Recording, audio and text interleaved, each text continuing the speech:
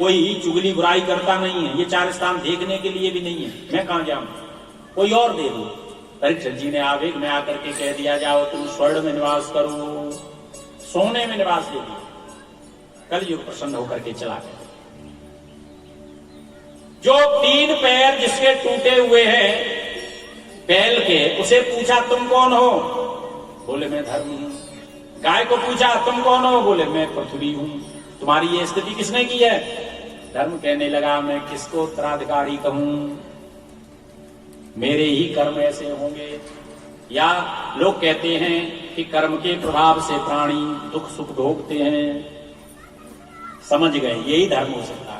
जो धर्म 4 पैरों से चलता है, सत्य शौच दया दान, वो कलयुग के आने पर 1 पैर पे खड़ा हुआ है हमारा। धर्म के 3 पैर कलयुग ने आकर के तोड़ दिए हैं। सत्य रूपी पैर को तोड़ दिया है, कोई सत्य नहीं बोलता है। शौच पवित्रता वाला पैर भी तोड़ दिया है।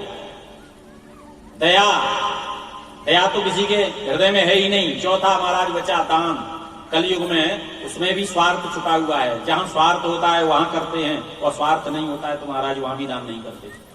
लेकिन परीक्षित जी ने अपने राज्य में धर्म को 4 पैरों पर स्थापित कर दिया। एकदा धनुरुद्यम्य विचरन् मृगया वने, मृगाननुगता श्रांता श्रुतेदस्त्रसितो वृषम्। परीक्षित जी एक दिन का जिक्र, खजाने की सफाई कराई। उस खजाने में एक सोने का बड़ा सुंदर मुकुट निकला, और उस मुकुट को धारण करके मृगया करने के लिए चले गए। और जो ही मृगया करने के लिए गए, कलयुग ने देख लिया, सोने का मुकुट ला करके बैठ गए। और कलयुग बैठते ही बुद्धि भ्रमित हो गई। मृगया करते करते भूख प्यास लगने लगी, और भूख और प्यास जब लगी तो जल की कामना के लिए घूमने लगे। और जब घूमते घूमते घोर जंगल में पहुंच गए तो समीक ऋषि के आश्रम पर पहुंच गए। कुटिया बनी हुई है, समीक ऋषि नेत्र बंद करके ध्यान कर रहे हैं। लेकिन कलयुग बैठ गया है, और कलयुग बैठ जाने से आज संत का अपमान कर दिया। देखो कैसा ढोंगी महात्मा बैठा है नेत्र बंद करके। आज राजा परीक्षित आया है, इसका स्वागत सम्मान नहीं किया जा रहा है। ये परीक्षित नहीं बोल रहा था, परीक्षित के माथे पर जो कलयुग बैठा था वो बोल रहा था। ढोंगी महात्मा है? वही मरा हुआ सर पड़ा हुआ था, धनुष की नोक से उठाया और गले में डाल करके अपमान करके परीक्षित चले गए। किसी ने उनके पुत्र श्रृंगी से कह दिया, तुम्हारे पिता के गले में किसी ने सांप डाल दिया है और उसने तुम्हारे पिता को डस लिया, पिताजी मर गए। जो ही सुना क्रोध आ गया, सरोवर में स्नान कर रहा था, जल लेकर के सांप दे दिया। इति लंघित मर्यादम तक्षका सप्तमे हनि, दक्षयति स्म कुलांगारम योदितो में तद्रोहम। जिसने मेरे पिता के गले में सांप डाला है, मैं उसे सांप देता हूं। 7वें दिन तक्षक नाम का सर्प डस लेगा और मृत्यु हो जाएगी। सांप देकर के बाहर आया और पिताजी के आगे रुदन करने लगा। रुदन करते करते जो आंसू महाराज गिरे, जंगा पर छटपटा गए। पिताजी नेत्र खोले, बेटा क्यों रो रहे हो? पिताजी तुम्हारे गले में सांप। देखा तो मरा हुआ है, निकाल करके फेंक दिया। कोई बात नहीं है, किसी ने डाल दिया होगा। बोले नहीं, जिसने भी डाला है मैंने उसे सांप दे दिया है। क्या सांप दिया है? बोले 7वें दिन तक्षक नाम का सर्प डस लेगा और मर जाएगा। समीक ऋषि ने कहा, बेटा ये तुमने ठीक नहीं किया, पहले विचार तो करना चाहिए था, कौन आया, कौन था, किसने डाला।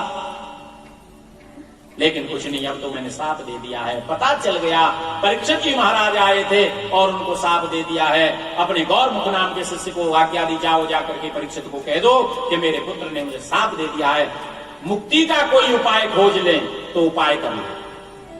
वापस लौट करके महाराज अपने मुकुट को उतार करके रखा। सोई पूरा याद आ गया कि मैंने जंगल में एक संत का अपमान कर दिया है।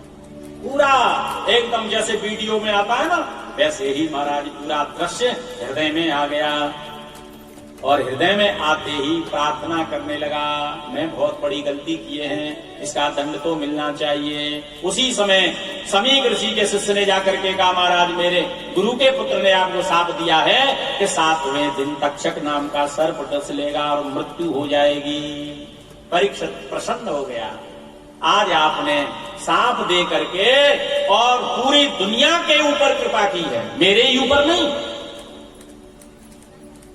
जब संसार मुझे देखेगा, इतिहास उठा करके पढ़ेगा, तो उसकी बुद्धि में आएगी कि एक संत का अपमान करने पर साप मिल गया, इतना दंड मिला है, तो दंड मिला है तो शायद इस शिक्षा को लेकर के और कभी अपमान संत का नहीं करेंगे। रखो ध्यान ये साधु का अपमान न हो जाए, अभिमान में आकर के जीवन न बिगड़ जाए। रखो ध्यान ये साधु का अपमान न हो जाए, अभिमान में आकर के जीवन न बिगड़ जाए। अपमान किया रावण ने साधु विभीषण का, अपमान किया रावण ने साधु विभीषण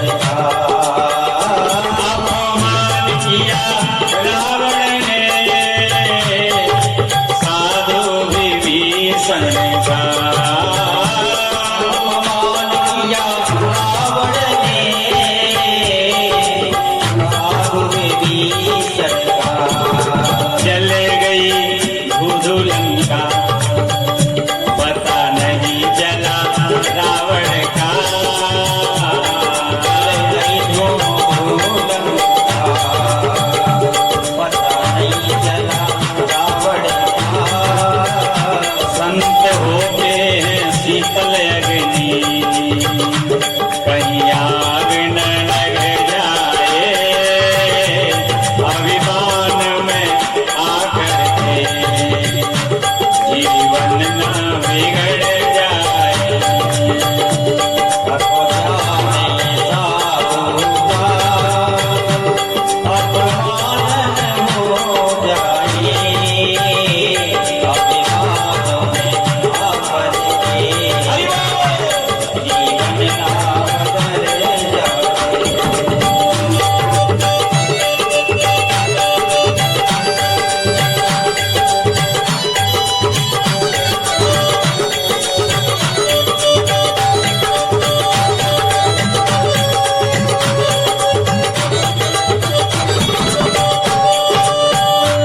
अपमान किया दुर्योधन ने